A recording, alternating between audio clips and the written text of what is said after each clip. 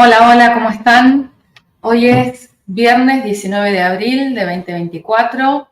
Estamos en este momento en vivo a las 4 de la tarde, pero luego lo podrán ver o escuchar como radio.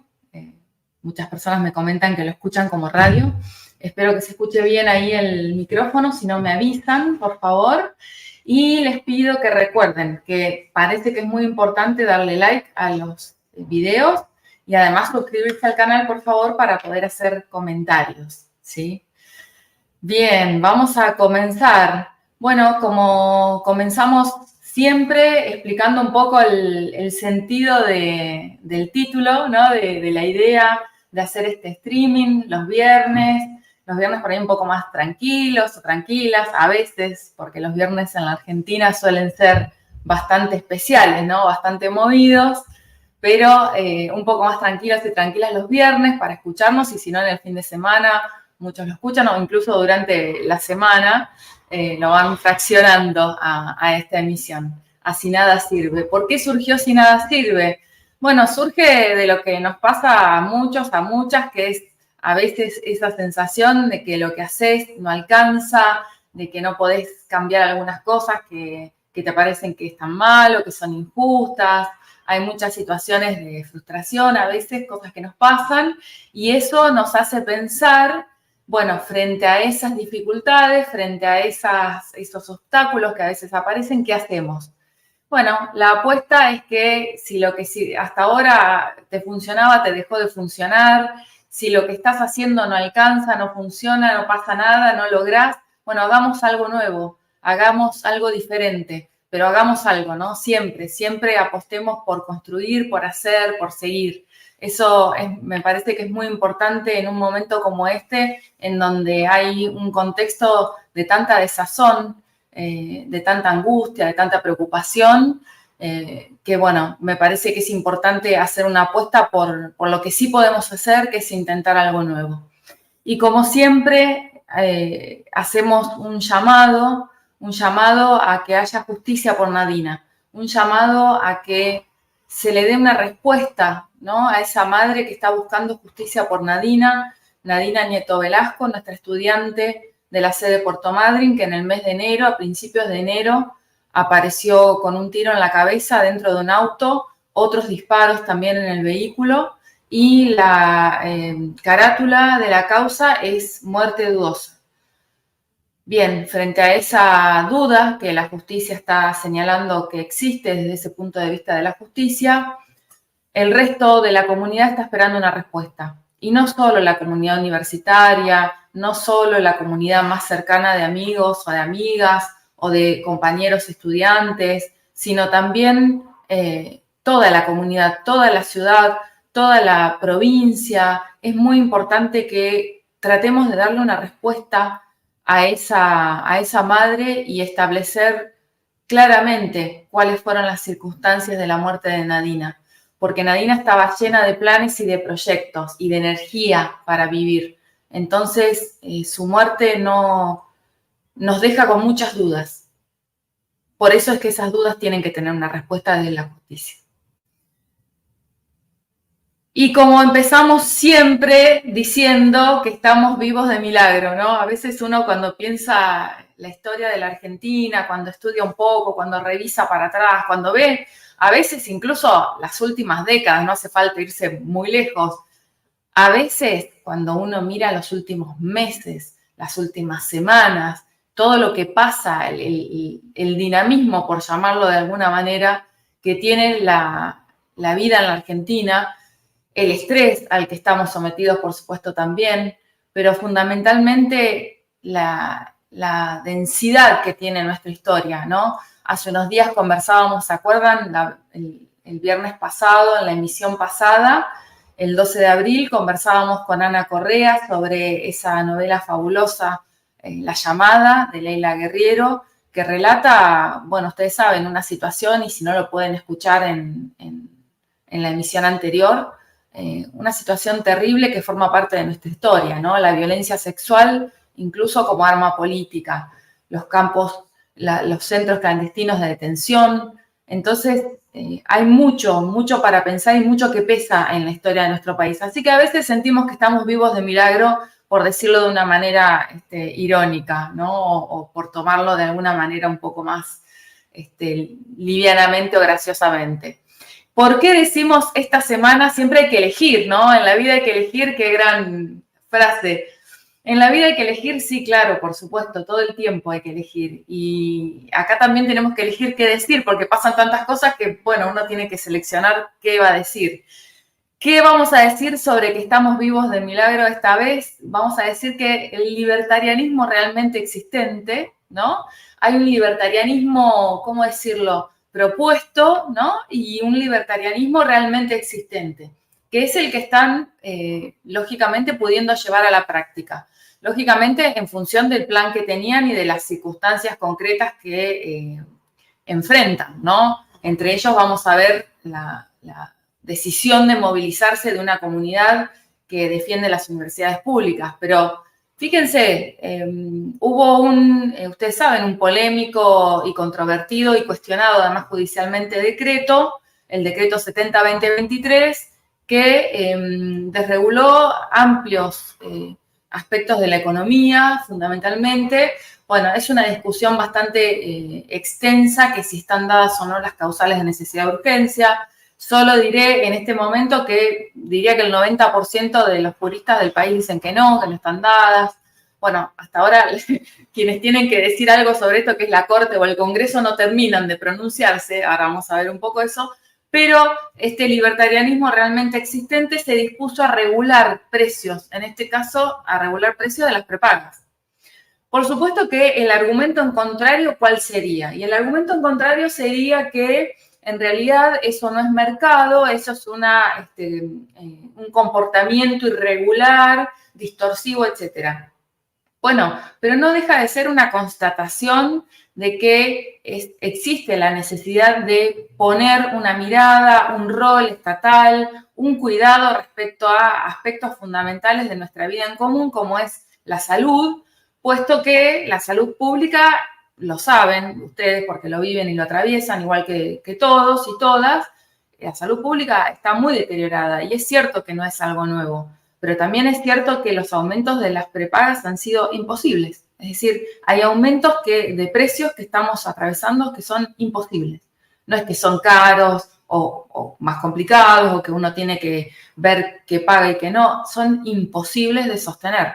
Bueno, frente a esa situación, el gobierno nacional decidió intervenir, lo cual realmente, ¿qué podríamos decir? ¿Que nos parece mal? No, en absoluto, no nos parece mal, porque justamente había un desfasaje y un aprovechamiento de la situación realmente muy preocupante. Ahora, que es realmente un giro, por decirlo así, hacia el libertarianismo realmente existente, creo que sí, es innegable que hay un giro. Seguramente se intentará racionalizar y argumentar de alguna manera, pero es un giro y es visible. Y otro más, ¿no? Otra vuelta más sobre otro aspecto que era central. Digo era porque estamos teniendo algunas dificultades para que se sostenga.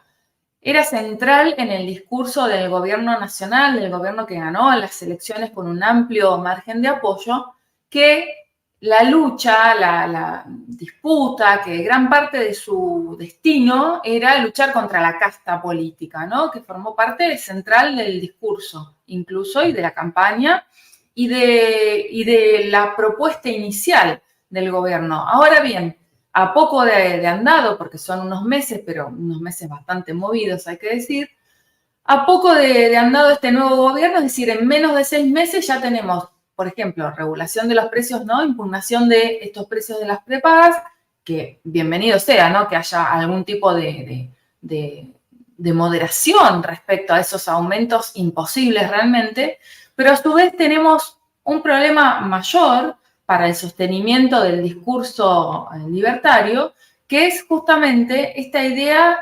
de que, bueno, claro, se dan cuenta que las cosas están caras, que cuesta mucho vivir, que cuesta mucho alquilar, que cuesta mucho comer, y entonces se tienen que aumentar los salarios, las dietas de los legisladores, los sueldos de los funcionarios, ¿no? Entonces, en los últimos días hemos visto números millonarios en sueldos de funcionarios y de legisladores en el día de ayer, si recuerdo bien, porque justamente como es a veces tan intenso todo en nuestro país, uno no se acuerda si fue hace un día o 10 o a 2 horas, pero fue ayer nomás que en el Senado de la Nación votaron y acordaron un aumento de su sueldo, de sus dietas, ¿no? De lo que van a cobrar en definitiva, ¿no? Del dinero que van a cobrar, de la plata que van a cobrar, realmente significativo. Van a pasar de 1.700.000, que convengamos que no es un salario cualquiera, por lo menos en el país que yo conozco, no es un salario cualquiera, van a pasar a cobrar más de 3 millones de pesos, ¿no? Los senadores. Pero lo peor de todo, además de, podríamos decir, de la inequidad que significan estos salarios, ¿no? O estas dietas, o el dinero que van a cobrar, en definitiva, por su trabajo, además de la inequidad que significa en relación con otros trabajadores, ¿no? De nuestro país, ellos podrían ser los trabajadores de la representación y hay otros trabajadores de otras artes, de otros tipos. Además de esa inequidad, está el modo en cómo se aprobó ese aumento. Es realmente, yo no encuentro muchas palabras, menos mal que este no es un espacio estrictamente académico, es un espacio de comunicación fundamentalmente, ¿no? Es un espacio para que circulen más voces. Y yo me temo que tengo que decir que no se me ocurre otra palabra que no sea bochornoso, porque ni siquiera están haciéndose cargo de la decisión que tomaron. Porque distinto es el caso en donde uno dice, bueno, mire, yo esto lo tengo que hacer por estas y estas razones, y bueno, lo sostengo con alguna dignidad, pero sostenerlo enojándose, ¿no? O sostenerlo negando que uno efectivamente aprobó ese aumento es, ¿cómo decir? Es insultante, ¿no? Es insultante. Ahora están floreciendo los intentos por derogar esa decisión. Entonces se están presentando a 4 manos proyectos para dar vuelta una decisión que veremos si logran realmente las mayorías y los votos necesarios para hacerlo, porque evidentemente esto surgió de algún acuerdo. Yo no sé si me pasa a mí nada más, y les digo buenas tardes a todos los que se van sumando, a todas las que se van sumando, Luis, Mariel, Bruno, Marta, Hugo, bueno, y siguen ahí los comentarios, muchas gracias por sumarse, por escuchar y por participar, pero yo no sé si me pasa a mí nada más, pero me parece el peor momento posible para una cosa así. Yo me pregunto, ¿no podían esperar, no sé, unos días, ¿no? Me parece el peor momento posible porque creo que este es el momento en donde este ajuste se está sintiendo y muy fuertemente.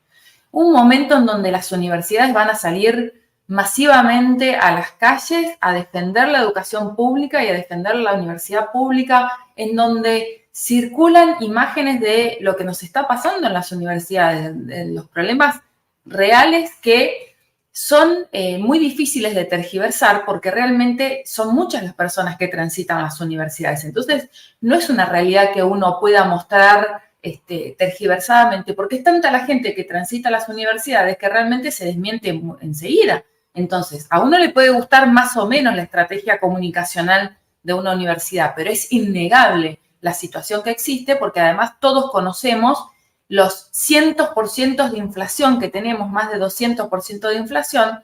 Por lo tanto, ¿de qué manera se va a pagar la luz? Es una gran pregunta en un contexto de precios desregulados. Entonces, independientemente de todo esto, este proyecto político que legítimamente y con amplio margen ganó las elecciones enfrenta a problemas severos en cuanto a su consistencia, porque estas subas de salarios de los funcionarios, millonarios, estos aumentos de dietas de senadores, en donde legisladores del oficialismo son partícipes, porque uno podría entender una situación en donde están en minoría y bueno, hay decisiones que se toman por las mayorías y en democracia sabemos que existen maneras de organizar esa representación y que en definitiva hay que respetarlo. Está bien, pero no es el caso, no es que han sido víctimas de su condición minoritaria, sino que han participado de esa decisión. Entonces, por favor, alguien que explique cómo un gobierno cuyo propósito central estaba destinado a luchar contra la casta política se transforma en parte de ella en menos de 6 meses. Pero yo realmente quisiera escuchar legítimamente, ¿no? O sea, quisiera escuchar cómo es el proceso, el arco por el cual se empieza en un punto A y se termina en un punto B, aprobando, por ejemplo, un aumento de las dietas de los senadores de la magnitud de ayer y de la forma de ayer, además. Realmente quisiera escuchar cómo es que eso ocurre, ¿no? Y qué es lo que explica y, bueno, y entender mínimamente de qué se trata, ¿no? Y, bueno, no quiero decir hablando de casta, pero, en fin, la Corte y el tiempo de la política. ¿Por qué este título para que estamos vivos de milagro? Porque, bueno, la Corte en un insight republicano, podríamos decir, en una defensa fuerte de la República, ha dicho que hay que esperar el tiempo de la política respecto al DNU 7023, si ustedes saben, a los cuestionamientos que existen respecto a ese decreto. Saben que hay planteos ante la Corte, por ejemplo, el planteo de La Rioja, ¿sí? El planteo de La Rioja, que es muy interesante de leerlo porque ahí hacen referencia a que, por ejemplo, si se puede regular la vida en común y legislar de esta manera, entonces el federalismo en sí ni siquiera tendría sentido. Es muy interesante leer los argumentos de La Rioja. Ahora, ¿qué pasó? La Corte dijo esta semana que en realidad La Rioja no tiene un caso. Es decir, que no tiene una cuestión concreta en la cual esté siendo vulnerados sus derechos, por lo cual no hay caso en sí.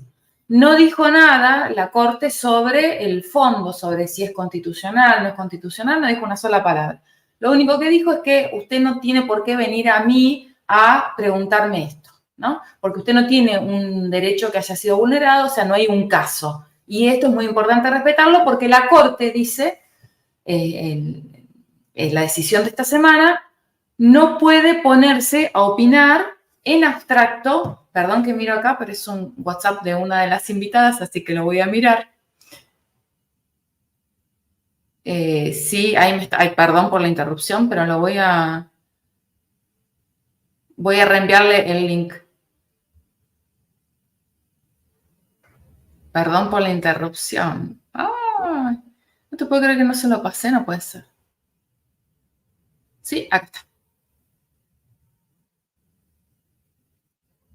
Esto es un proyecto autogestionado y, ¿cómo decirlo? Y muy voluntarioso, funcionando en vivo. Ahí se lo pasé, a ver si lo puede abrir. Si no, voy a ayudarlo un poquito. A ver ahí.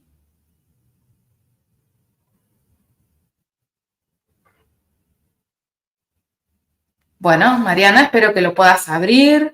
Cualquier cosa, avísame, por favor, ¿sí? Entonces, la Corte y el tiempo de la política. ¿Qué dijo entonces la Corte? Bueno, hay que darle tiempo a la política, hay que esperar que la política resuelva y la política que está haciendo y resulta que está en el Senado aumentándose las dietas. Igual el Senado ya expresó su rechazo al decreto 70-2023, faltaría la Cámara de Diputados, porque mientras eso no ocurra, ahí está, ahí va a entrar. Mientras esto no ocurra, el decreto sigue vigente. Independientemente de que se planteen algunas reformas mediante instrumentos legislativos, que está muy bien, ¿no? Leyes, la reforma fiscal, una nueva ley bases. Bienvenido sea el debate legislativo respecto a esos instrumentos, pero eso no invalida el hecho de que el decreto 70-2023 sigue funcionando y sigue vigente. Quiero mostrarles unas imágenes de nuestra Universidad Nacional de la Patagonia San Juan Bosco, en la sede, en este caso, en la sede Comodoro Rivadavia. Son imágenes que tomé el día de ayer porque la universidad realmente está repleta de movimiento, de dinamismo y de imágenes de lucha, como se puede ver aquí en esto que les estoy compartiendo. Y estamos todos y todas invitados el martes 23 de abril en todo el país a una marcha federal universitaria en defensa de las universidades nacionales y en defensa de la educación pública, ¿no? De la noción misma de educación pública que está siendo fuertemente atacada no solo por aspectos que pueden ser presupuestarios, el costo, que son cosas que cada tanto se discuten, sino que creo que el cuestionamiento es más profundo, es dirigido al hecho mismo institucional en donde hay una posibilidad de educarse de este modo, ¿no? Entonces, eso es lo que está en juego y eso es lo que se va a defender. Hay otras fotitos más, como siempre hay algún perro que toma clases con nosotros y podemos educar hasta a los pichichos que se acercan y todos y todas son bienvenidos, están así de inclusiva es la universidad. Y bueno, ahí verán carteles que tienen que ver con distintos reclamos. Lo voy a poner un poquito más grande para que se vea mejor, ¿sí? Fondo de emergencia para obras sociales, aumento del presupuesto, restitución del FONIP, contra el desmantelamiento, por supuesto, del sistema de ciencia y técnica, que ustedes saben el problema que estamos teniendo respecto a eso, ¿no? Brevemente, como Twitter es servicio, ahí también, como si fuera poco lo que estamos comentando, parece que hay, yo no sé si llamar a esto un aumento de sueldo, porque en realidad, o sea, $70.000 por mes es un departamento, o sea, no hay magnitud. Incluso en alguno de los comentarios que le hacían a Sebastián Lacunza, que es el periodista que pone este texto, había gente preguntando, pero ¿este número está bien? O sea, este número, porque claro, en el imaginario de cualquier persona que cobre un salario no entra en la cabeza un número de este tipo, ¿no? Me equivoco con los dibujitos de manejar. Bien, esto lo vamos a dejar para después porque ya está acá otra vez la imagen de cómo bajó el presupuesto universitario, ¿no? Y esto es gráficamente visible. Pero digo, vamos a dejar algunas cositas para después porque ya está nuestra primera invitada de hoy, a quien agradecemos su presencia. Acá hay algunos de sus libros en los que es autora, como La Rosca Política, y otros en los que es coautora en La vida social del mundo político y El sueño intacto de la centro-derecha. Este último lo estoy terminando de leer. La Rosca Política me encantó. Es un libro, no es muy extenso, es un libro que lo lees muy rápido. A quienes les gusta la política, de toda la gente que veo acá, a cualquiera de ellos se lo leen en un fin de semana, estoy segura. Es un muy interesante libro y un lindo punto de entrada a la experiencia política de los actores, ¿no? Mariana Gené es socióloga, es investigadora adjunta del CONICET y es profesora de grado y de posgrado en IDAES UNSAM. Le damos la bienvenida. Hola Mariana, ¿cómo estás? Buenas tardes. Buenas, ¿qué tal, Analía? Muchas gracias por tenerme. Ay, me olvidé de ponerme los auriculares, claro, con razón estaba todo tan silencioso. Ahora sí. Ahora sí. Ahora sí te escucho. ¿Cómo estás? Bien, muy bien, un placer estar acá. Muchas gracias por estar, muchas gracias por compartir un momento de tu viernes a la tarde con nosotros y con nosotras. Tu trabajo nos parece muy interesante en distintos aspectos. Por ejemplo, incluso he comentado con mis estudiantes tu ponencia de IPSA del año pasado, que me resultó particularmente interesante porque tiene que ver con algunos temas que a mí personalmente me gusta investigar, pero hoy estamos para pensar un poco la rosca política, porque tu libro de alguna manera y tu investigación retoma centralidad y actualidad desde el punto de vista de que se utiliza, ¿no?, como en un sentido negativo. Pero lo que vos investigas tiene que ver con otras cosas, ¿no? Con una experiencia, con negociación, con maneras de vinculación. ¿Por qué no nos contás de qué se trata la rosca política, Mariana? Total, yo trabajé en ese libro, trabajé sobre los armadores políticos, sobre el oficio de los armadores detrás de escena, que también están delante de escena, ¿no? Que también son políticos que muchas veces tienen que comunicar la agenda, salir a defender decisiones, a veces complejas, a veces controvertidas de los gobiernos, pero que sobre todo son especialistas en la negociación entre pares, lo cual en cualquier gobierno democrático es importante y en gobiernos que no tienen mayorías absolutas o algo por el estilo, que es algo a lo que ya estamos acostumbrados y acostumbradas hace tiempo, es algo fundamental. Y como vos bien decís, hay muchos momentos de la historia argentina y hay muchos actores que digamos, que se ocupan de denostar la idea de rosca política, es muchas veces una palabra con mala prensa. Actualmente el presidente es alguien que realmente podríamos decir que desprecia esa tarea, digamos, y a la vez, ¿no? Lo que yo trabajo en el libro es cómo es fundamental para cualquier tipo de proyecto político, para un proyecto, digamos, ¿no? De centro izquierda, de centro derecha, o de izquierda o derecha radical, digamos, más allá de su orientación, forma parte del día a día, de la vida cotidiana de la política, en la cual hay que negociar con actores, hay que conseguir acercar posiciones, a partir de posiciones de poder que son ciertamente desiguales, pero que requieren un trabajo de diálogo y de agregación de intereses en cierto sentido entre actores que pueden estar en veredas enfrentadas, pero que también necesariamente en distintas situaciones necesitan sentarse y conversar, y para eso tener cierto tipo de lenguaje en común, en el cual los armadores son particularmente hábiles, digamos, para lograrlo. Bien, entonces son una especie de mediadores, ¿no? De mediadores, ¿Qué pasa cuando hay que mediar entre posiciones, quizás recién ahora se vean posiciones muy, muy distantes ideológicamente, o por ahí no tanto, pero quiero decir que la característica ideológica, ¿no? de los espacios de representación del Congreso, sin ir más lejos, ha ido cambiando. La fragmentación, no sé, lo tendríamos que mirar porque siempre ha habido monobloques, ¿no? Bloques provinciales. Por ahí había fragmentación, pero pareciera que algo de lo ideológico ha cambiado. Cuando hay distancia ideológica, ¿vos qué notaste? ¿Cómo se relacionaban esos armadores con personas que estaban por ahí en las antípodas o que eran con intereses muy distintos? Yo diría sobre todo que los buenos armadores políticos tienen que aprender a tener buenas relaciones, incluso con quienes están en las antípodas en términos ideológicos, ¿no? Que si hay algo en lo que se especializan, digamos, son personajes, ¿cómo decirlo?, entradores, ¿no? Bastante carismáticos, bastante seductores, al interior del mundo de la política, aunque sea, ¿no? Que conocen a sus interlocutores, que tienen largas trayectorias en el mundo de la política muchas veces y por eso los conocen en distintos ámbitos, y que cuando el desafío es mayor, digamos, porque negociar con personas que piensan similar a veces puede ser bastante fácil, a veces no igual, pero muchas veces, digamos, ¿no? En términos ideológicos, si el camino está allanado, esa negociación está más allanada también.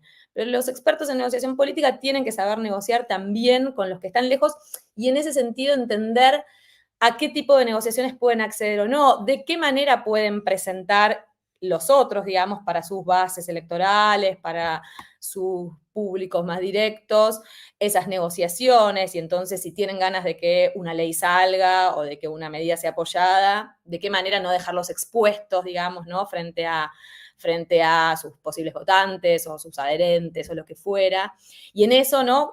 Como parte de lo que muestro en La Rosca, que trabajo ahí sobre todo sobre el Ministerio del Interior, pero ahora estoy haciendo trabajo de campo en el Congreso también, ¿no? Viendo a los armadores en el Congreso en este momento tan particular, es que tienen códigos, ¿no? Tienen códigos internos al mundo de la política que son fundamentales. Por un lado, la palabra, ¿no?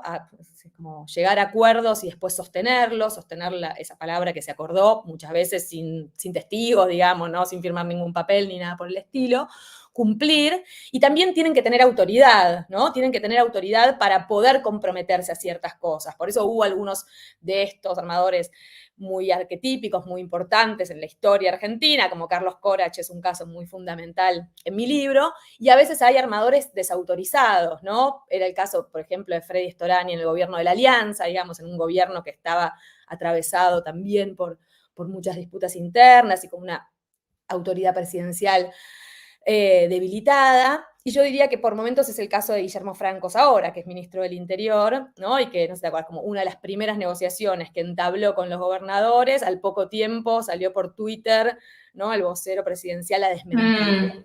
Bueno, para los armadores, digamos, no solo dependen de sus propias destrezas, de sus propias habilidades, sino también y sobre todo, ¿no? De la autoridad que les atribuye el líder de turno para poder entablar negociaciones y poder cumplirlas después. Eso es muy interesante, ¿no? Que no dependan solo de sus habilidades, sino también de qué respaldo y dónde se insertan y en qué contexto están. Porque estaba pensando que dentro de todo Guillermo Francos ha sido de los más exitosos. Está bien, por ahí en algunas no, pero otros negociadores que fallaron de alguna manera, como Sago, fueron reemplazados. Exacto, es un excelente ejemplo también, ¿no? El de Sago. El presidente, lo que uno piensa, el presidente de la Cámara de Diputados, Martín Menem, el presidente del bloque de diputados, que es un bloque que en ese momento tenía 41 diputados, ¿no? Tenían 38 cuando asumieron, llegaron después a 41 y ahora de vuelta tienen 38 por un conflicto interno bastante peculiar en el cual, ¿no? Sago, como presidente del bloque, pensaba que que podía tomarse ciertas atribuciones, que podía tener cierto poder, y sin embargo después es desmentido. Según los trascendidos, es desmentido por la secretaria general de la presidencia, por la hermana del presidente, Karina Milei, ¿no? Es lo que todos sabemos. Sí, lo que circuló. No hubo una Exacto, explicación igual, ¿no? no, tal cual, no hubo una explicación y sí hubo mucha consternación, digamos, ¿no? Para los quienes participan del mundo legislativo, es una desprolijidad que deja en una posición de debilidad al propio, sin duda Sago, pero que de todos modos actuó rápidamente, ¿no?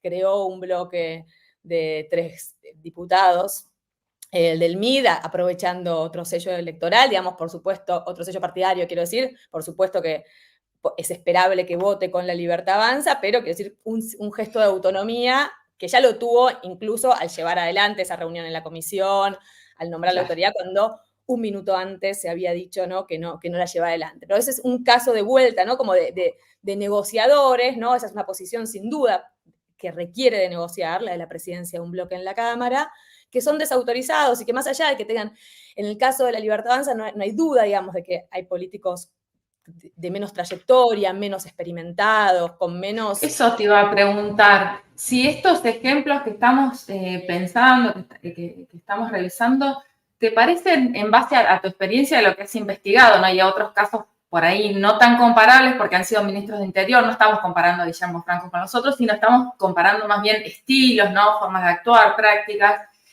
¿Qué uno podría decir que hay impericia de alguna manera o hay otra manera de llevar adelante la práctica política, las negociaciones, la búsqueda del objetivo? ¿Es otra forma de actuar o es formas de impericia que uno puede, errores, no sé?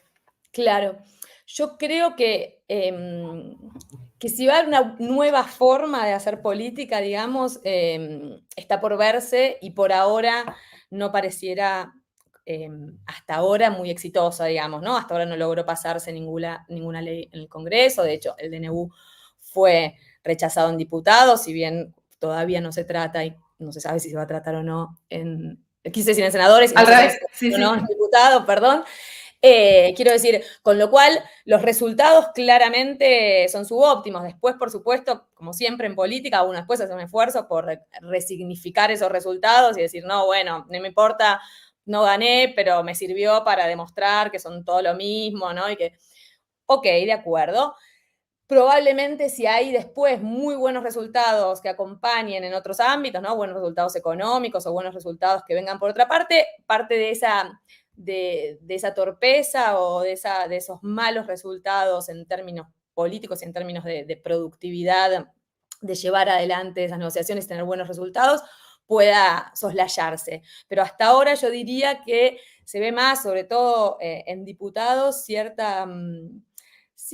amateurismo que es natural, digamos, para una fuerza política más joven, pero que a la vez, ¿no? Es cierto que están en una posición, digamos, que están, yo diría que aprovechando y mucho la posición que les da llegar tras los gobiernos fallidos de las otras dos coaliciones, ¿no? Y que aprovechan, diría yo, como cierto resquemor o cierta dispersión y cierta desorientación de las dos coaliciones políticas, cada una de ellas atravesando sus problemas, digamos, que están muy lejos de resolverse, pareciera aún, en ambas coaliciones, y entonces la Libertad Avanza aprovecha eso, y el presidente mantiene una popularidad y una centralidad y todo un conjunto de atributos que le permiten, ¿no?, pasar por alto estos rudimentos básicos de la política. Pero lo cierto es que a largo plazo, si vos me preguntas a mí, si estamos viendo un nuevo estilo de hacer política, yo sería cuidadosa, sería escéptica, digamos, ¿no? Porque para los participantes del mundo político, a la larga, digamos, no establecer ningún tipo de vínculo de confianza, no establecer ningún tipo de relación que sea más o menos predecible, en la que se puedan negociar cosas, en las que se puedan llegar a acuerdos, en las que se puedan respetar algunas reglas en común, puede ser muy rendidor de cara a parte de la sociedad enojada, con un sentimiento anti-establishment y de hartazgo, pero a largo plazo, digamos, genera muchos resquemores, y como vemos con el ejemplo de Sago que acabamos de decir, no solo entre los adversarios, sino entre los propios socios políticos, como lo vimos también cuando se negoció la ley Ómnibus en enero de este año, con los propios aliados posibles, ¿no? Hay algo de eso de como de realmente agredir incluso a los potenciales aliados, como también pasa con potenciales aliados en el mundo de la prensa, digamos, como no, agredir a todos los aliados potenciales pareciera una estrategia compleja, digamos, ¿no?, en la que sin duda el presidente todavía confía. Claro, sí, la pregunta que uno se hace es si esto a vos te funciona, o sea, cuando uno ve, porque además hay situaciones que son de descalificación, ¿no? De descalificación a los propios, entonces, ¿con quién se construye, con quién se hace política si uno descalifica a los propios, ¿no? Por ahí se pelea con los opositores, pero los propios. Y es muy interesante lo que vos señalas también, porque con todas las personas con las que hablo, en general aparece esto de que hay como una desorientación, observan como una desorientación en la oposición. O sea, hay gente que no termina de ubicarse en, no sé si en el rol de oposición o de codificar de qué manera hacer oposición. Así que eso es como un tema para seguir tratando, ¿no? Pero una pregunta que a mí me interesa hacer, porque a veces, y vos que sos socióloga y que has estudiado de esta manera tan interesante desde el mundo social, desde una perspectiva incluso a veces histórica, porque el sueño intacto de la centro derecha en la Argentina tiene como, ¿no?, un recorrido que está buenísimo para quienes quieren recordar y repasar aspectos de la historia reciente. Es muy importante porque pasan tantas cosas que uno se olvida incluso de detalles, y eso está muy bien contado ahí. Pero digo, uno lo investiga de este modo. Ahora, los armadores, quienes rosquean, ¿qué dicen sobre sí mismos, no? Ellos a sí mismos, ¿cómo se ven? Se ven como, no sé, como, por ejemplo, bueno, los peones, los que hacen el trabajo más duro, se ven como héroes, se ven como personas sacrificables, se ven como personas que no quieren salir en la luz pública. ¿Ellos cómo se ven? Digo ellos porque la mayoría son varones, ¿o no? Sí, la abrumadora mayoría son varones, sin duda, ¿no? Yo creo que hay algo para mí ahora, hacer trabajo de campo en el Congreso, que es también acercarme a mirar un poco más, ¿no?, a las armadoras mujeres, qué destrezas tienen, qué puntos en común, y si hay acaso puntos de divergencia.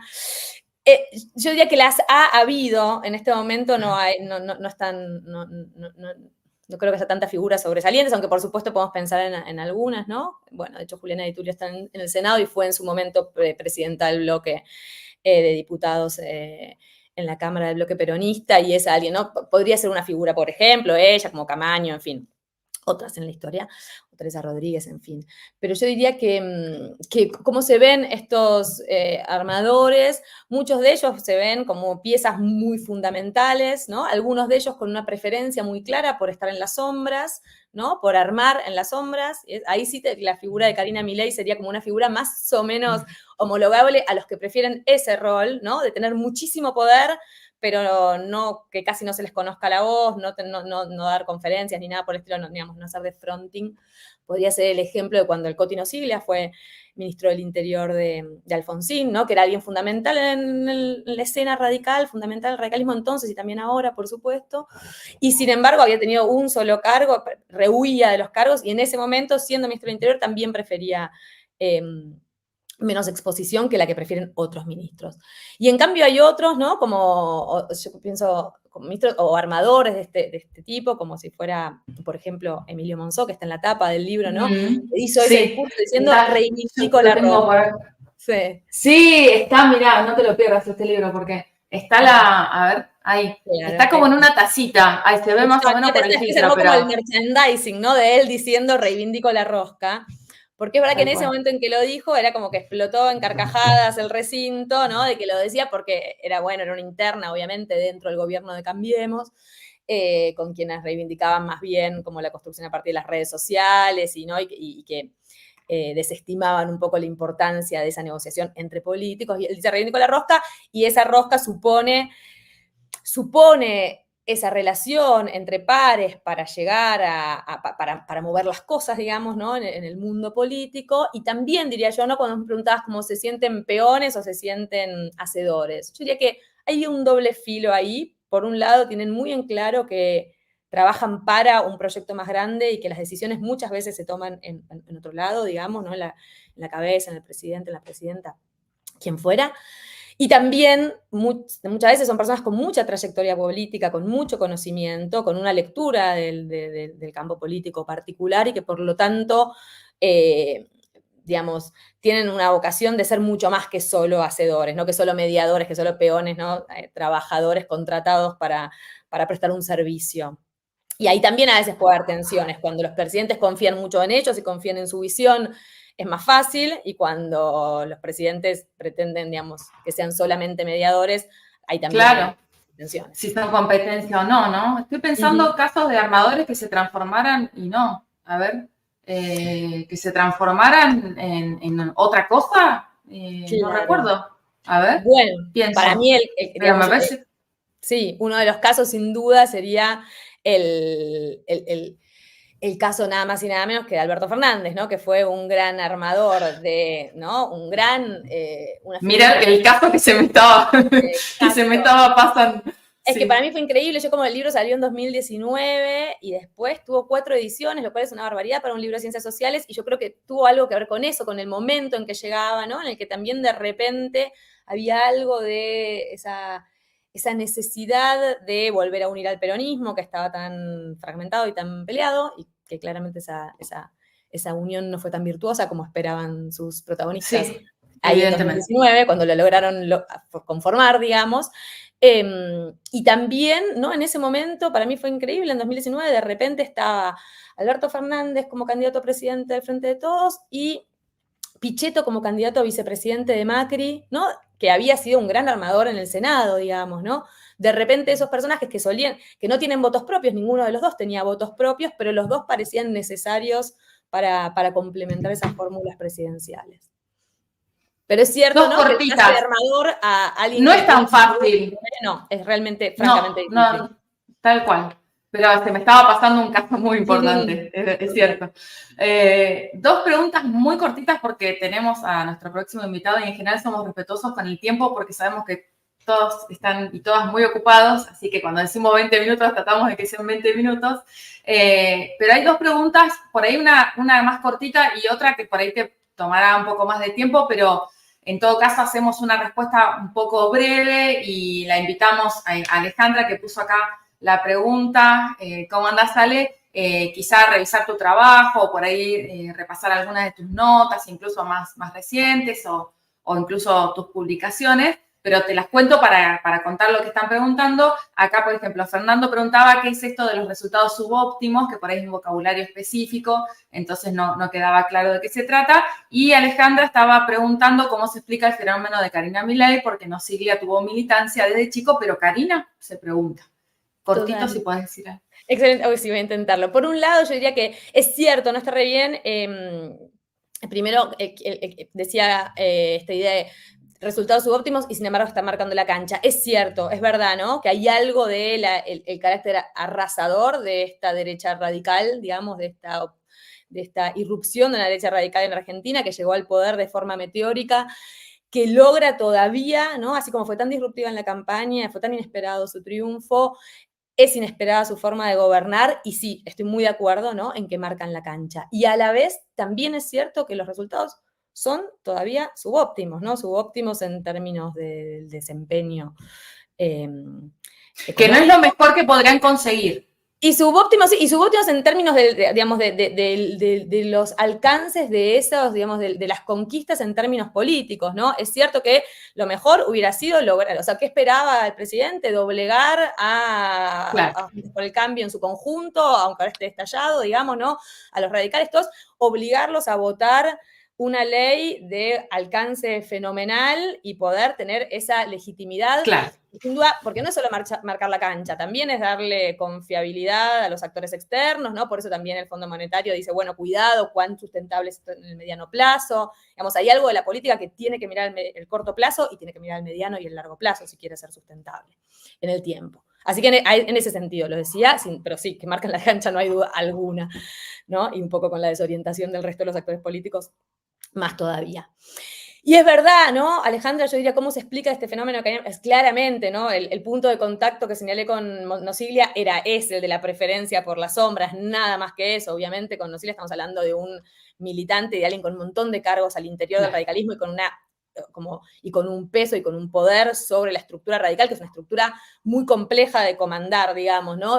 Obviamente la peronista también, pero de otra forma, digamos, ¿no? Todos los vericuetos y las reglas internas que tiene el radicalismo suponen a alguien con mucha trayectoria a su interior y sobre todo en el momento en que él actuaba. Y es cierto que Karina es todo lo contrario. ¿Y cómo se explica? Yo diría que se explica también por las características de esta fuerza, de la Libertad Avanza y del momento en que le tocó llegar a la presidencia de forma, digamos, improbable, ¿no? De forma como por muy poco, digamos, ¿no? Después por mucho en la segunda vuelta, por supuesto, pero claro, por muy poco, ¿no? Digamos, con una elección de tercios en las PASO y después lo que pasó en la primera vuelta, y siendo, en efecto, ¿no? una derecha radical que no se parece tanto a otras, se parece a otras en algunos sentidos, digamos, ¿no? En su incorrección política, en cierta deslealtad con algunas reglas formales e informales de la democracia, pero no con Trump, que venía con el Partido Republicano detrás, no con Bolsonaro. Claro, sí, hay una diferencia. Claro, tenemos ahí un conjunto de actores, digamos, como de una fuerza que tiene muy pocos actores con experiencia política fuerte, y Karina Milei no es la excepción. Mariana, muchísimas gracias. Mirá, en un ratito cuántas cosas aprendimos y cuántas cosas pudimos pensar y cuántas cosas se nos ocurren que vamos a tener que seguir pensando. Realmente, muchísimas gracias por tu tiempo, por tu disposición, por tu claridad. Muchas, muchas gracias y espero verte pronto. Gracias. Gracias, un placer. Hasta luego. Bien, ahí pues, saludamos también a quienes se van sumando. Ahí voy haciendo todo junto, así que me tendrán un poco de paciencia. Guardo acá y vamos a poner acá. Y vamos a hablar con un gran investigador, por supuesto. Yo diría un gran profe en primer lugar. Quizá esto no es la presentación más, por ahí más, como decir, sofisticada, pero él sabe sobre ese oficio. Y además es un gran amigo, y esto no se puede evitar porque es algo que hay que decirlo. Fede, buenas tardes, ¿cómo estás? Bienvenido, muchísimas gracias. Hola Analía, ¿cómo estás? Un saludo y gracias por la presentación, es adecuada. Bueno, me alegro. Ahí tenía en las diapositivas, acá, tus libros están por acá. ¿Por qué? Porque Federico Lorenz ha escrito profusamente, ¿no? Entonces, cuando uno dice, bueno, a ver, ¿qué digo? En nuestro mar de letras tenemos una sección, yo digo tenemos, acá estoy sola, pero tenemos en conjunto los que nos juntamos a pensar y a escucharnos estas cosas y a leernos un poco, tenemos una sección que es mar de letras, ¿no? Y en este mar de letras siempre compartimos algún texto, de Mariana recién compartimos sus publicaciones, y en tu caso no fue fácil porque había que elegir. Yo no es que he leído todo lo que escribiste, porque es un montón, pero sí leí algunas cosas que me gustaron mucho y que de hecho me conmovieron profundamente, y creo que lo sabes porque en algún momento te lo he dicho. El primer libro que leí de Federico es esta novela histórica, podríamos decir. Yo no soy crítica literaria, así que hablo como simplemente una persona que lee. Algo que sería como una novela que retoma partes de nuestra historia que son muy pesadas, ¿no? Que son la dictadura militar, los sueños de algunas juventudes, la guerra de Malvinas, la experiencia de vivir esa guerra. Y bueno, Fantasmas de Malvinas después recupera otros relatos. A mí también me gustaría que nos cuentes un poco de eso. Yo alguno marqué, pero empecemos por el principio, ¿no? Porque en todo esto lo que cruza es Malvinas. Y la idea, un poco de hablar con vos esta tarde, fue pensar Malvinas desde el presente. ¿Qué hacemos con eso? ¿Cómo podemos pensar Malvinas desde el presente? Bueno, primero asumiendo que es algo que estamos más acomodados a pensar circularmente que pensar con ganas de solucionarlo en términos de conflicto diplomático. Ese sería un punto. A mí me interesa más, por formación, pensar históricamente qué vínculo hemos tenido con las islas desde que empiezan a aparecer en los mapas. O sea, pensar más allá de nuestro reclamo y lo que es una causa nacional y un mandato constitucional. Salirse un poco de la lógica de que vincularse con el pasado es como mirar fotografías y recuperar algo que a mí me gusta decirle a mis estudiantes, ya que hablamos de que soy profe, que la historia es una película. Uno siempre entra a la película cuando ya está empezada, o estos cines de cuando uno era mucho más chico, que era el continuado y que pasaban un montón de películas y podías entrar en cualquier momento. Hay una contradicción en cómo tenemos presente Malvinas en la cultura y cómo funciona la historia, por decirlo de alguna manera. Entonces, en esa contradicción, en que la historia es un proceso de cambio, y lo congelado que tenemos nosotros, el pensamiento sobre Malvinas, es algo que nos falta, es algo que hay que recuperar, etcétera. Tenemos un problema grande. Entonces me gustaría pensarlo acercando más esas dos situaciones, la de la fotografía y la de la película, lo cual es muy fácil de decir y muy fácil de enunciar, pero muy complicado de hacer porque tiene que ver con los sentimientos. De hecho, es una consigna. Malvinas es un sentimiento. Entonces ahí es bastante más difícil de desarmar. Yo creo que como la causa de Malvinas, además, es políticamente muy funcional para cualquier fuerza política, eso complica las cosas todavía más, porque nosotros, cuando digo nosotros me refiero a los argentinos, ¿no? Hablamos, y de hecho así está enunciado en la cláusula transitoria de la Constitución, recuperar las islas por la vía diplomática. Con lo cual la guerra del 82 sería un rayo en cielo despejado, algo que no debería haber sucedido, pero sucedió. Y la vía diplomática implica negociar, y negociar implica eventualmente estar dispuesto a cambiar parcialmente de posición. Yo no sé cuán dispuestos estamos a eso cuando la lógica siempre es de todo o nada, por lo menos retóricamente. Entonces es un flor de problema. Y este cambio que hemos tenido, no sé, este cambio, ¿cómo decirlo? Este cambio ideológico, yo creo que es más que eso, ¿no? Es una cosa no sé si vos lo vivís de la misma manera, pero realmente es como si a uno le cambiaran todo el paisaje, ¿no? Y entonces se empieza a preguntar en qué país está, y por ahí ve algunos destellos del país conocido. Y dice, no, claro, estoy acá. Y después mira las noticias, escucha a la gente y dice, no, pero ¿dónde estoy?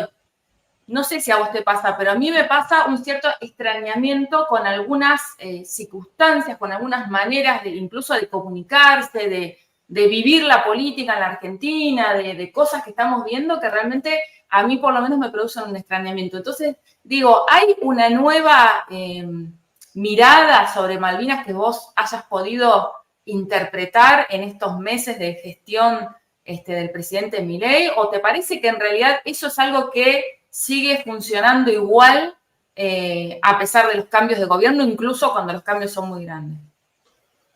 Es complicado. Lo que yo he visto es... yo esperaba más cantidad de reacciones adversas a la pésima gestualidad del presidente el 3 de abril en Tierra del Fuego. Es decir, las críticas más fuertes fueron provinciales, no nacionales. El tema de volar casi a escondidas, a encontrarse con la comandante del Comando Sur.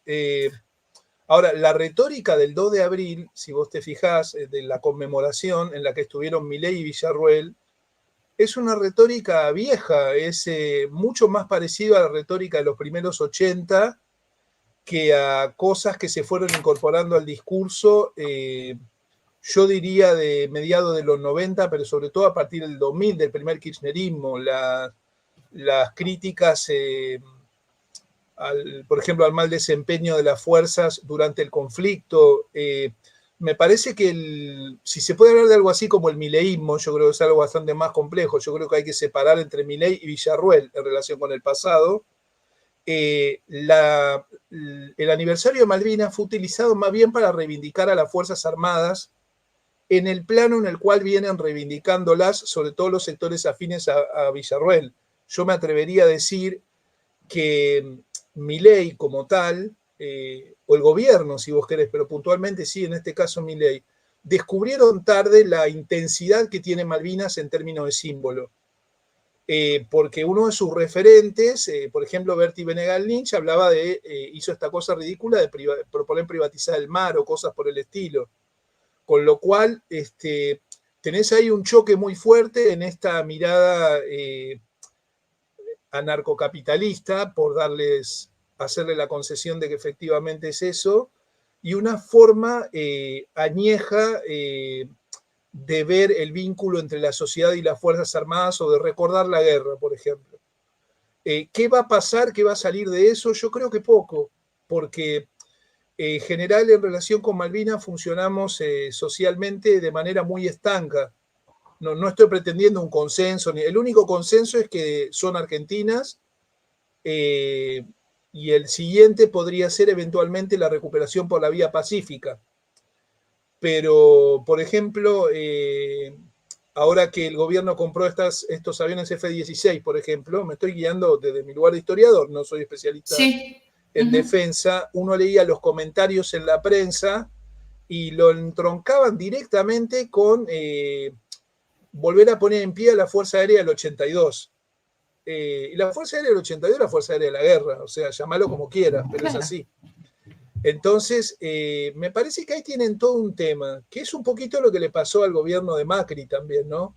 La racionalidad, por ponerlo de alguna manera, en el caso del gobierno de Macri, o el desprecio total por las formas republicanas y por los mandatos sociales que tiene el mileísmo, no se lleva muy bien con Malvinas, con una causa nacional.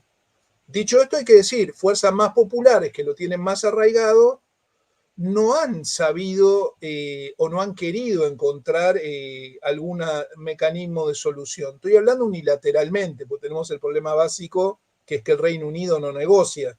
Sí, pero claro. justamente por eso vos estás obligado a buscar otras maneras. Estaba pensando en los 90 y en los ositos de peluche, claro, no hay una reversión de esa aproximación, no sé cómo llamarla, no quiero. Bueno, ya que Milei lo tiene de mentor a Menem, podría Claro, tenerlo. eso no. Quizá Eso podría no tenerlo parece. también. No, porque el escenario en relación con Malvinas ha cambiado muchísimo. Los ¿En ingleses, qué? los británicos, para ser más correcto, han avanzado muchísimo en instalar la idea de la autodeterminación. Retóricamente, quiero decir, que en los 90. Menem, o mejor dicho, el canciller Guido Itela en aquel momento, realmente logró una cantidad de cosas en relación, bueno, lo de los vuelos, sin resignar la cuestión de la soberanía, pero sí cierta solemnidad o posición altisonante que era satisfactoria para los malvineros duros. A mí me llamó mucho la atención de este aniversario puntualmente, esto que digo, la escasa reacción a los gestos de nulo interés por parte del presidente. Fue al acto, bueno, pero inmediatamente después fue a la principal, fue a recibir a la isla, mejor dicho, a la capital de la provincia de la cual las islas son parte, a la comandante de la fuerza cuyo país fue el principal aliado que Gran Bretaña tuvo en el 82. Entonces esto sí se relaciona con lo que vos decís, que uno no entiende bien qué está pasando con el contexto, qué se está discutiendo. Han venido a romper las reglas o a armarlas mientras van jugando, y eso es muy desconcertante, Por eso creo que todavía tiene la iniciativa política, me parece. Claro, no hay previsibilidad porque cambian las reglas todo el tiempo, lo cual puede ser estratégicamente no, tácticamente diría en el momento, o quizá de alguna utilidad porque enganchás al otro un poco por sorpresa, pero a mediano y largo plazo es tremendo. O sea, Yo quiero creer que no hay posibilidad de negociación. No, de negociación seguro que no, pero en ningún plano, ni con los británicos por Malvinas, ni en términos sociales internos en la Argentina. La lógica del todo o nada, retóricamente la han trasladado a la política interna y lo que uno tiende a pensar, pero por supuesto esto es completamente personal, es que esperemos que no logren consolidarse como fuerza, que a partir de la victoria electoral no se consoliden como fuerza, porque fundamentalmente es una fuerza antidemocrática. Entonces, si trasladan esa lógica de todo o nada al plano interno, y yo creo que vamos a estar en problemas. Y ellos apuestan mucho a esto. De hecho, lo hacen como hasta ahora. Diría que ahora hay como alguna confusión ahí, pero hasta ahora habían practicado cierta honestidad brutal, ¿no? Como estrategia política. Entonces, el presidente dice, bueno, en el 2025 esto va a cambiar. O sea, en el 2025, cuando ganemos y cuando tengamos otras mayorías, ahí sí vamos. Lo dicen abiertamente. O sea que están, además, subiéndole tanto el precio a la elección del 2025 que probablemente también la manera de darse esa competencia sea preocupante, ¿no? A mí realmente me preocupa porque pienso, no sé, ayer le enseñaba a mis estudiantes O'Donnell, ¿no? Entonces, la apuesta institucionalizada, la democracia como una apuesta institucionalizada en donde es clave tener cierta previsibilidad sobre las reglas y tener la expectativa de que si uno pierde, en la próxima puede ganar, es elemental, ¿no? Elemental para que todos nos podamos moderar un poco. Bueno, pero decir esto y hacer esto realmente altera esa posibilidad. Es muy preocupante, la elección 25 va a ser... Acá Mariel estaba haciendo... Perdón, sí. Perdón, acá Mariel estaba haciendo unos comentarios y no quiero, hablaba de que tienen distintas concepciones de nacionalismo, pero además había un comentario acá que decía esto, no creo además que la posición de los villarroelistas permitan una posición menemista. Claro, ahí hay esta diferencia que vos marcabas entre presidente y vice, ¿no? Entiendo el punto, me parece correcto, sin embargo, yo no sobreestimaría la gana de figuración que tienen los miembros de las Fuerzas Armadas. Digo, figuración simbólica, no estoy hablando de otra cosa. El reequipamiento y la modernización es un viejo reclamo de las tres fuerzas. Quiero decir que se han tragado el sapo del alineamiento con Estados Unidos en otras ocasiones de la historia, con consecuencias trágicas para nosotros. Pienso, por ejemplo, en el apoyo estadounidense al golpe del 76. Entonces, estamos hablando de un nacionalismo, como bien decía también la oyente, como se diga ahora, que es bastante acomodaticio también. Por eso digo, yo no sobreestimaría a las Fuerzas Armadas en eso. No creo que sea ese el principal problema. Creo que el principal problema es este que decía hace un rato, que en relación con Malvinas, puede ser muy cómodo retóricamente dejar las cosas como están. Y ahí sí se parecerían a otros gobiernos. Quizá probablemente sean lo único que se parecerían. Porque hay que entender que la situación de statu quo, del congelamiento, le es favorable a cualquier gobierno. Incluso me atrevo a decir al autodenominado gobierno isleño y a los mismos británicos, que mientras van consolidando su posición. O sea, veámoslo del otro lado por un momento. Hoy por hoy tienen sistemáticamente el gobierno británico y los isleños han considerado los gobiernos, sobre todo del kirchnerismo, como inestables, gente con la que no se puede negociar. Hoy tienen un tipo adelante que se alinea con el principal aliado geopolítico de Gran Bretaña, que dice que no va a hacer alianza con ninguna fuerza, que son las que podrían contraponerse como contrapeso estratégico en el Atlántico Sur. Bueno, yo creo que bastante tranquilos deben estar. Así que es una política retóricamente nacional, pero probablemente en sus consecuencias muy antinacional. Hermoso. Bien, ahí Mariel decía que estaba de acuerdo y hablaba de la OTAN. Yo marqué, perdón que como esto de YouTube no importa, pero me estoy moviendo a agarrar de la pila de libros que tengo acá. ¿Sabés que Montoneros a la ballena blanca lo perdí? No lo encuentro, no sé dónde está. Entonces lo debo haber prestado o no sé qué hice, pero recuerdo una época en que lo tenía en la mesa de luz y ahora no lo puedo encontrar y me da mucha pena. No importa, ya lo voy a encontrar de nuevo.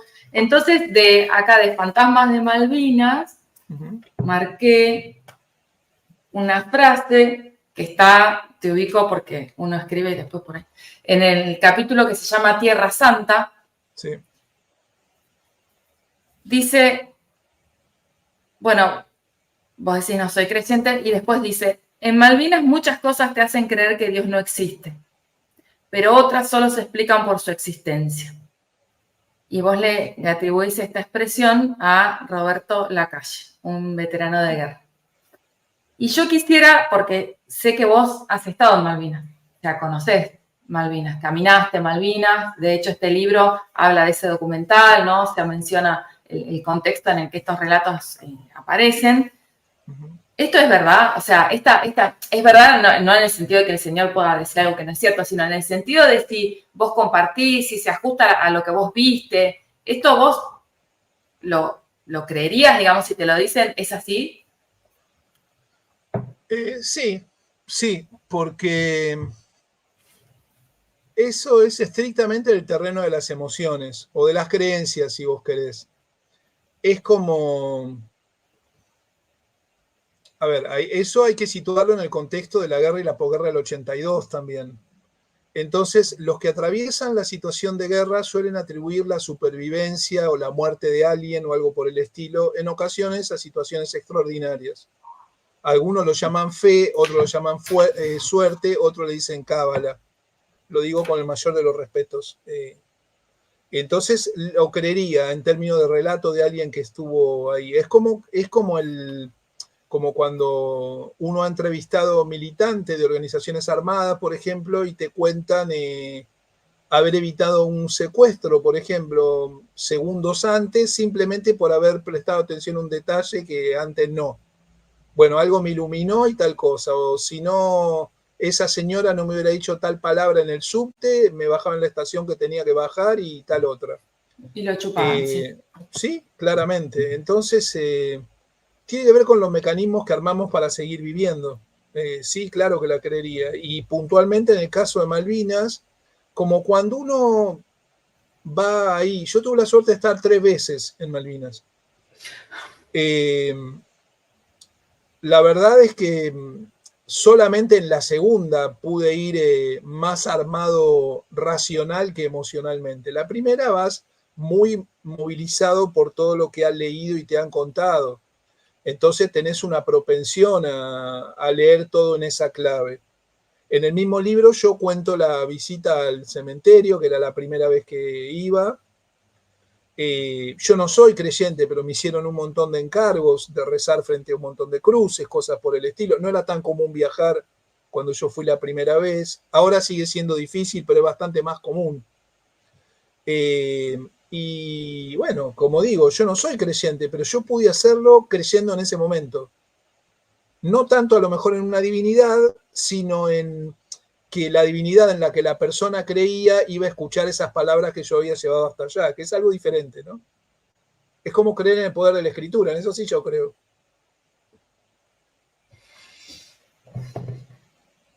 Fede, si uno tuviera que empezar a leer algo tuyo sobre Malvinas, digo porque por ahí hay gente que escucha que no ha leído mucho sobre el tema, o por ahí le interesa profundizar, o hay estudiantes que quieren arrancar y meterse, en fin. Si uno quiere leer algo tuyo sobre Malvinas, ¿por dónde empieza? ¿Vos qué recomendarías?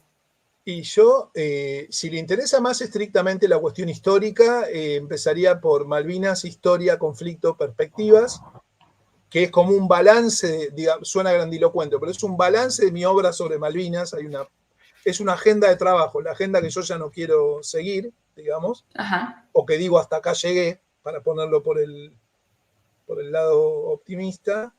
Ahora, si fuera un libro que tiene que ver más con la presencia cultural de Malvinas y la guerra y la posguerra, iría por Fantasmas, el libro que mostraste, Fantasma de Malvinas. Creo que son los dos libros que de algún modo sintetizan mi trabajo en relación con Malvinas. También sin ninguna vergüenza podrían leer Postales desde Malvinas, que es un libro que escribí para niños, con fotos de ese primer viaje.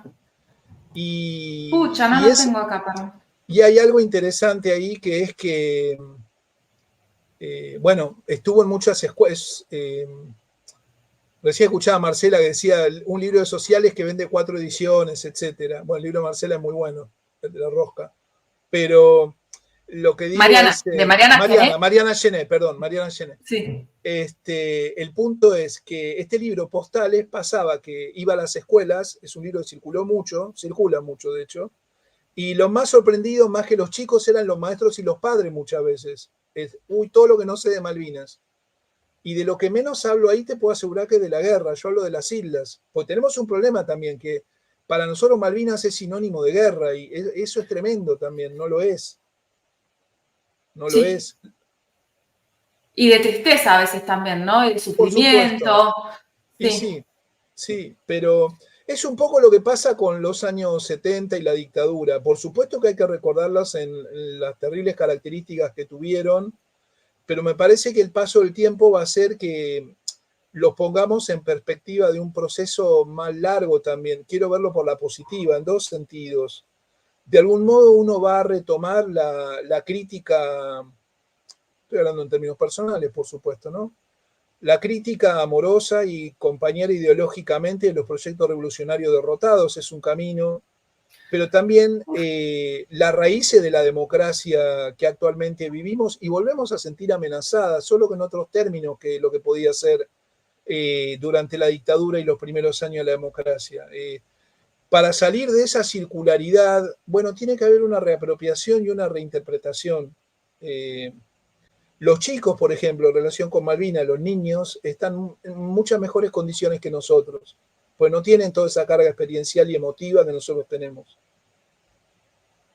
Sí, hay una parte donde vos hablas de algo circular que a veces parece que no podemos salir, que también me lo marqué porque me resonó mucho. Bueno, léanlo, lean Fantasmas de Malvinas si quieren.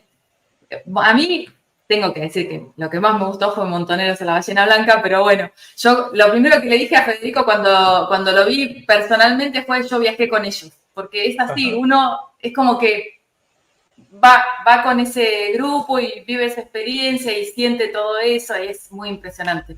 Ahí Alejandra Conti, hola Ale, que nos está escuchando o viendo, dice... hola Federico, ¿cómo debería ser una política exterior racional sobre Malvinas? Es lo primero que pregunta y luego te muestra si por ahí integras. Y lo segundo que pregunta es ¿a qué procesos revolucionarios derrotados te referís? Perdón, me perdí allí, dice. Ningún problema. Empiezo por la primera. Para mí, una política racional sobre Malvinas es una política que incorpore a los isleños como parte de la negociación. Yo sé que lo que estoy diciendo es una herejía, pero es lo que pienso.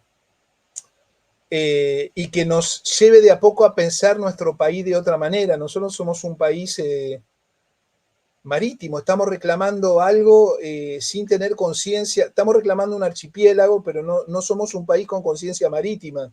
Entonces ahí también hay una cuestión bastante difícil. No nos pensamos como país de mar. Y bueno, resulta que las Malvinas son un archipiélago. Cuando digo proyectos revolucionarios derrotados, estoy pensando en algo tan básico hoy por hoy como proyectos que tengan el bien común como objetivo. No voy a escapar con la generalidad, lo voy a precisar más. Que pongan lo colectivo por encima de lo individual otra vez, que ahora se dice empatía, no, quiero decir, lo colectivo, qué forma de colectividad, de igualdad me imagino entre nosotros, y para mí hoy por hoy, rancio, añejo, con una enorme necesidad de ser reinterpretado. Lo más parecido que hubo cercano a eso en nuestro país es el peronismo, y ya más personalmente diría, es una reinterpretación en clave democrática y con todas las heridas que hemos tenido de una mirada socialista sobre la vida común. ¿Cómo sería eso hoy? Por eso está muy bien que nos preocupe Milei, pero a mí me preocupa mucho más que no estemos, cuando digo estemos, ¿qué quiere decir esa primera persona del plural? Que no estemos revisando qué hay que hacer, la falencia de lo que intentamos. Y cuando digo lo que intentamos, es por ponerme del lado de los no votantes del gobierno, quiero decir. Que hay de todo. No, claro, yo no sé si la idea de autocrítica. Si no, es que es esa, pero uno no la ve. Yo sé que públicamente hoy por hoy, pero eso tiene que ver con la gran inteligencia política del gobierno, lamento decirlo. Logra instalar una agenda y cambiarla todo el tiempo, así es muy difícil, porque por la misma lógica que tiene la política, que es estar en la escena, hay que estar en la escena pública todo el tiempo, mientras vos aceptes dar toda la pelea en el ring que te armaron, con las herramientas polemológicas que construyeron, y por un tiempo vamos a llevarla de perder. Yo estoy seguro que el martes 23 las marchas van a ser multitudinarias, estoy seguro. Pero hay que preguntarse realmente, y es una pregunta antipática también, si la forma de hacer política y disputar el espacio siguen siendo esas hoy por hoy. Es decir, uno va a ir a la movilización de la CGT el 1 de mayo, pero puede tener el mismo peso una movilización el 1 de mayo cuando tenés más del 40% de los trabajadores precarizados, y yo me lo preguntaría. Totalmente, pero es que me parece que incluso es más que una autocrítica, ¿no? Es una revisión, una reformulación más profunda. Porque lo de autocrítica puede ser, bueno, qué mal que hicimos esto, qué mal que hicimos lo otro, no sé, pero una reformulación que permita actuar, ¿no? En definitiva, no una queja. No, o en todo caso eso se hará en los espacios que corresponde, es decir, yo no milito orgánicamente, con lo cual para mí es muy cómodo también, pero es mi lugar como intelectual, quiero decir, lo que yo manifiesto es lo que a mí me gustaría, casi diría como ciudadano, ver qué sucede. Pero no creo que lo vaya a ver, porque la misma dinámica hoy hace que hoy el mileísmo es una máquina que todo lo que se fagocita lo fortalece, lo que le sale bien y lo que le sale mal. Si las críticas y los gestos positivos. Bueno, hay que romper esa dinámica primero. Y esa dinámica va a llevar tiempo romperla. Y yo le hago un chiste a una amiga que le digo, ahí, no sé si son 4 o 40 años, le hago ese chiste. Creo que 4, pero hay que trabajar para que sean 4 y que tengan una gran derrota en las intermedias. Porque sí hay algo que sostengo. Yo soy hijo de la democracia. Yo empecé el secundario en el año 84. Yo no estoy pensando en ningún tipo de interrupción abrupta ni nada por el estilo, como sí piensan muchos de los que sostienen a Milei, porque son antidemocráticos en lo que reivindican. Pero por eso mismo hay que ser muy creativos. Y es muy difícil el equilibrio porque este razonamiento le pide paciencia a gente que hoy por hoy no come. Entonces, esa contradicción, bueno, hay que poder sostenerla también. Por eso digo, lo mío es muy cómodo. Bueno, no ha sido tan cómodo escribir tantas cosas interesantes y todos esos viajes y dejar toda esta producción, por más que estés en cambio de esa agenda, pero toda esta producción para quienes quieren saber algo más sobre Malvinas, más allá de esto, ¿no? De los sentimientos, también conocer un poco más tu investigación, tus relatos. Muchísimas gracias, Fede, por compartir este tiempo de un viernes a la tarde, ahí por la gente que estuvo y los comentarios y el teléfono que está sonando, se me ocurre que fue de mucho interés, así que me alegro mucho. Gracias, te mando un abrazo muy, muy grande. A vos, Analía. Buenas tardes. Bien, ahí entonces, qué tarde, ¿no? La verdad es que me parece tan interesante todo lo que hablamos con Mariana, con Federico, tantas investigaciones que son diferentes, pero que tienen, creo, en común realmente la pasión por lo que se investiga, el interés auténtico por conocer y también una disposición a comunicar, que me parece que eso se notó y que está muy bueno que ocurra, ¿no? Me alegro realmente porque, bueno, la ciencia que no se comunica, ¿no? ¿Qué hacemos con todo eso? Bien, ahí hay agradecimientos, muchísimas gracias, Alejandra, Bárbara, Mariel, bueno, a todos quienes están, Arminda, todos quienes se han conectado y van agradeciendo. Simplemente decimos, hay una sección que tenemos que se llama Basta de redes, que es cuando realmente a uno se le agota las ganas de mirar cosas, ¿no? De mirar Twitter, de mirar... Hay un momento donde uno ya no quiere mirar más de nada. Bueno, para mí hoy fue este momento. El momento en donde veo tweet de Jessica Bossi, que es una periodista, si no me equivoco, trabaja en TN, incluso creo que también Radio Mitre. Dice, la denuncia de la Nata versus Milei recayó en el juzgado del hijo. Amazing, ¿no? Como una ironía, una cosa, guay, qué casualidad que cayó en el juzgado del hijo. Yo no les puedo explicar el nivel de espanto que recorre a los comentarios que le hicieron.